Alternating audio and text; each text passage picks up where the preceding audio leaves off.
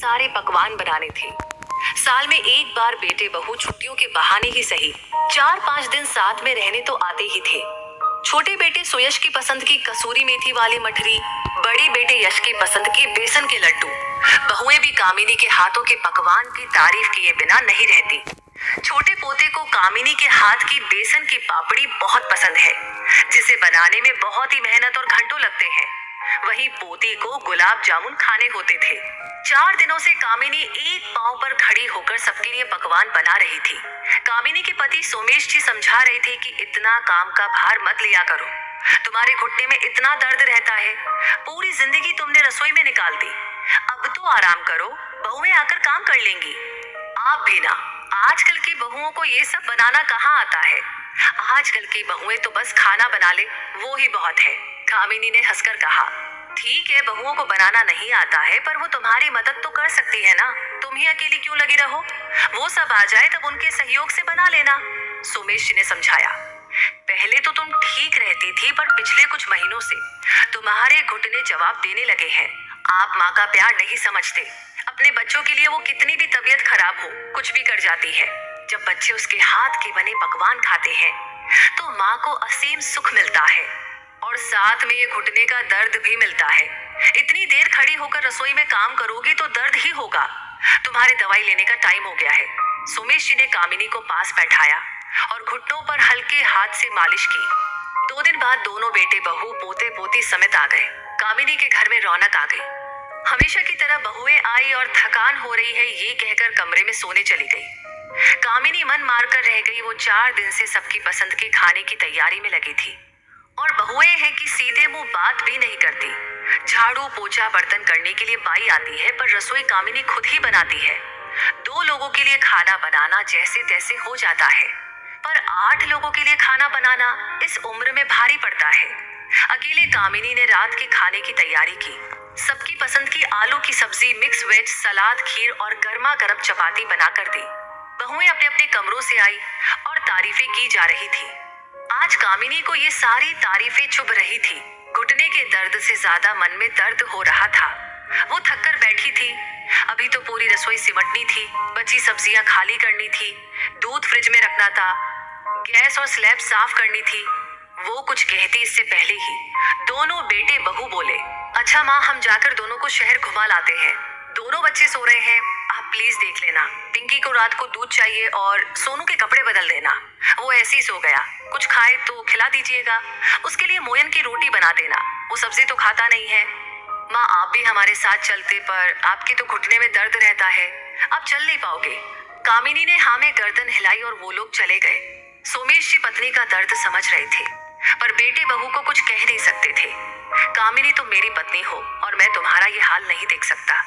तुम कब तक ऐसे ही सबकी इच्छाओं की पूर्ति करती रहोगी, सबके लिए काम करती रहोगी। रसोई के काम बहुत होते हैं, खत्म ही नहीं होते हैं। तुम अकेली ही लगी रहती हो।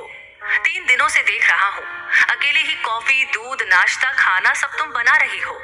बहुओं के सामने मुझसे भी मदद नहीं लेती, ऐसा कब तक चलेगा। इन तारीफों से घुटने का दर्द नहीं जाएगा। इतने लंबे समय तक रसोई में खड़ी रहती हो, पैर कितना वजन सह पाएंगे। हाँ जी, आप ठीक कहते हो। बहुएं रसोई बना नहीं सकती तो क्या हुआ, समेट तो सकती थी, फ्रिज में सामान तो रख सकती है। दोनों वर्किंग है तो क्या हुआ, अपने घर में भी तो काम करती है, पर यहाँ आकर मेहमान बन जाती है। इतनी मदद तो मेहमान भी करवा देते हैं। बेटों को लगता है कि माँ हमारे साथ घूम नहीं पाएगी क्योंकि घुटने में दर्द रहता है। बेटे कभी ये नहीं कहते कि इतना दर्द होने के बावजूद भी मैंने इतने लोगों का खाना बनाया। ये नहीं कहा कि माँ आप आराम करो, तुम्हारी बहुएं कर लेंगी। कामिनी सुबकते हुए बोली, हाँ कामिनी, वो गलत है ही, पर तुम्हें एक बात समझा रहा हूँ, अपना ख्याल खुद रखोगी तो दूसरा भी रखेगा। मैंने कहा था हम वहीं चलते हैं, पर तुम तो मानती ही नहीं हो। ये घर मुख्य घर है, सबको यहीं आना चाहिए। कुछ दिनों के लिए हम वहां चल लेते हैं, तो इस बहाने तुमको भी आराम मिल जाएगा और कुछ जीवन में बदलाव आ जाएगा। अगले दिन दोनों बेटों ने मिलकर पिकनिक का कार्यक्रम बनाया। छोटा बेटा आकर बोला, माँ कुछ पराठे और आपके हाथों के भरवा बैंगन पैक कर देना, साथ में वो मठरी, बेसन के लड्डू, बेसन की पापड़ी और गुलाब जामुन भी। पराठे थोड़े ज्यादा बना देना क्योंकि शाम को देर हो जाएगी आने में। कामिनी ने पहले सुना फिर बोली, सुयश, सारा खाना बन जाएगा पर तुझे तो पता है कि तेरी माँ के घुटने दर्द करते हैं। तो ऊपर से दोनों बहुओं को भेज दे, हम मिलकर खाना बना लेंगे। अभी तो तुम 9 बजे तक जाओगे, बहुएं भी उठ गई होगी। मैं भरवा बैंगन बना दूंगी, पराठे वो दोनों मिलकर सेक लेगी। सुयश कुछ नहीं बोला, उसने यश को फोन लगाया। थोड़ी देर बाद बड़ा बेटा यश आया। माँ, आपके घुटने में दर्द है तो आप आराम कीजिए, खाना हम बाहर खा लेंगे। अब वो दोनों भी वर्किंग है, दोनों को छुट्टियों में ही आराम चाहिए। यहाँ भी आकर रसोई में लगा दे तो उनको चेंज कैसे मिलेगा? हम बाहर ही कुछ खा लेंगे। सुयश ने हाँ में हाँ मिलाई।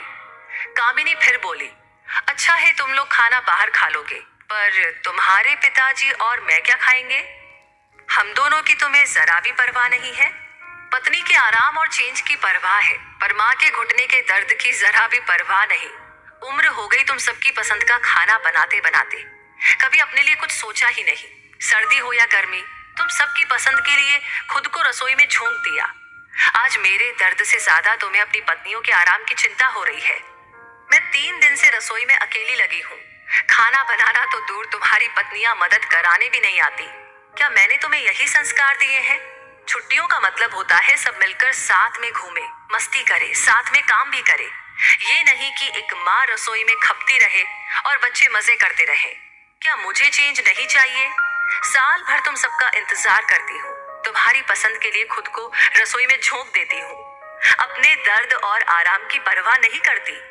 पोते पोती आए हैं पर इनके साथ खेली नहीं, तसल्ली से बातें नहीं की, बस रसोई में ही अकेली लगी रहती हूँ। मुझे खाना बनाने और खिलाने दोनों का शौक है, लेकिन अब मैं थक गई हूँ। सोमेश जी, आप ठीक ही कहते हैं। मैं अपनी परवाह करती तो ये लोग भी करते। मैंने कभी ना कहना सीखा ही नहीं। सबकी इच्छाओं और खुशियों के लिए लगी रही, सबको खुश करने के चक्कर में अपने मन को, अपनी इच्छाओं को मारती रही। तुम दोनों ने एक बार भी नहीं कहा कि माँ, पिताजी आप भी घूमने चलिए, हमारे साथ पिकनिक पर चलिए। माँ का फर्ज बस यही होता है कि वो बच्चों की पसंद का खाना बनाती रहे और उसी में खुश रहे। बच्चों का कोई फर्ज नहीं होता। कभी तुम दोनों ये भी नहीं कहते कि आप दोनों कुछ दिनों के लिए हमारे घर आ जाइए।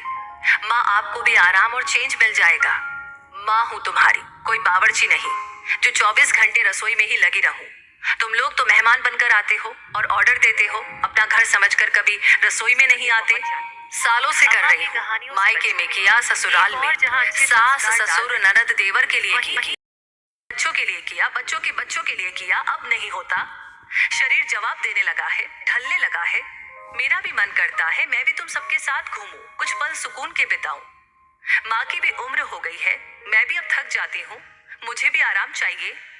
उस दिन पिंकी के लिए सब्जी में थोड़ी मिर्ची तेज हो गई तो बहू का मूड खराब हो गया। अपने बच्चे के खाने के लिए भी बहू रसोई में नहीं आ सकती है। सोनू के लिए दूध ज्यादा गर्म हो गया, उसका मुंह जल गया, तो उसका जिम्मेदार भी मुझे ठहराया गया। बहू क्या देख नहीं सकती थी कि दूध का तापमान कितना है?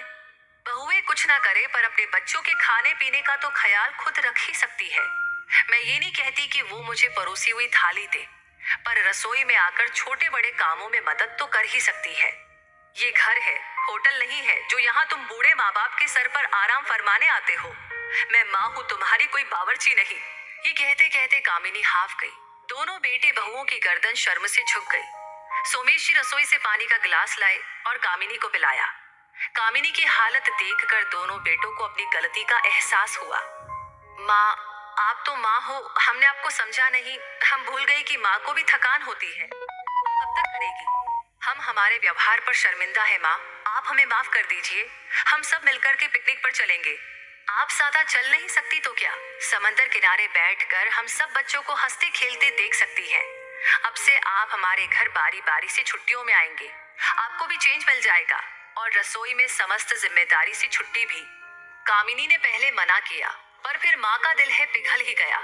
वो और सोमेश जी भी बच्चों के साथ पिकनिक मनाने चल दिए। तो मुद्दा मामला ऐसा है कि अक्सर ऐसा होता है, हम माँ से अपनी फरमाइशें पूरी करवाते हैं, पर ये भूल जाते हैं कि एक उम्र के बाद माँ भी थक जाती है। सालों से रसोई घर संभालते संभालते उन्हें भी कोफ्त होने लगती है। चेंज हर इंसान को चाहिए। अपने लिए आपको खुद बोलना होता है, कभी कभी अपने बच्चों को भी ये एहसास करवाना होता है कि हम भी खास है, हमारी भी कुछ ख्वाहिशें होती है। सालों की एक जैसी दिनचर्या से हमें भी कुछ दिनों के लिए मुक्ति चाहिए। तो दोस्तों, इस वीडियो के बारे में आपकी क्या राय है, आप क्या कहना चाहते हैं, हमें कमेंट बॉक्स में लिख करके जरूर शेयर करें।